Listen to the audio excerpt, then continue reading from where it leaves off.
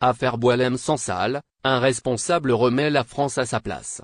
L'affaire Boualem-Sansal continue de susciter un débat houleux entre Alger et Paris, cristallisant les tensions déjà palpables dans les relations bilatérales. Dans un entretien exclusif accordé au quotidien Échorouk, le recteur de la Grande Mosquée de Paris, Chameddine Hafiz, a apporté un éclairage rare et précis sur cette affaire, tout en remettant les pendules à l'heure quant à la posture adoptée par certains milieux politiques et médiatiques français. Il affirme avec fermeté que l'affaire Boualem-Sansal est une question purement judiciaire, et non politique, balayant ainsi les interprétations alarmistes relayées en France. Boualem-Sansal, écrivain franco-algérien, est au cœur d'une polémique nourrie d'approximations et de surenchères.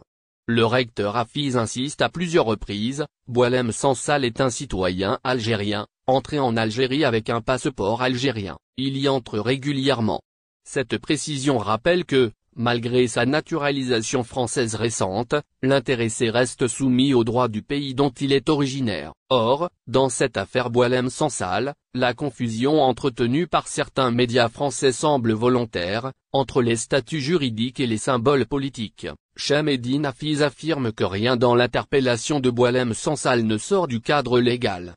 Il a eu accès à un avocat, sa famille a été informée, et un procureur suit le dossier. Ces propos viennent contrer les accusations d'arrestation arbitraire, relayées notamment par les cercles de l'extrême droite française. Ces derniers ont largement médiatisé l'affaire Boualem-Sansal, brandissant sa nationalité française pour pointer du doigt une soi-disant dérive autoritaire du régime algérien. Pourtant, souligne le recteur, il ne s'agit pas d'un enlèvement, encore moins d'un acte politique.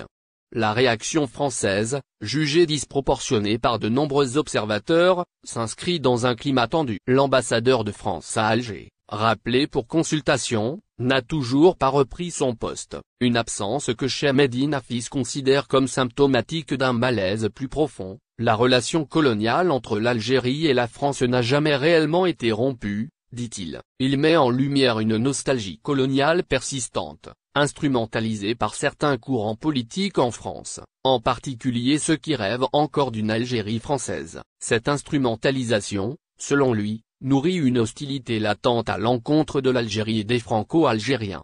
Aujourd'hui, être algérien ou franco-algérien en France est devenu un véritable problème, déplore-t-il. Les tensions culturelles et identitaires servent parfois de prétexte à des discours discriminants.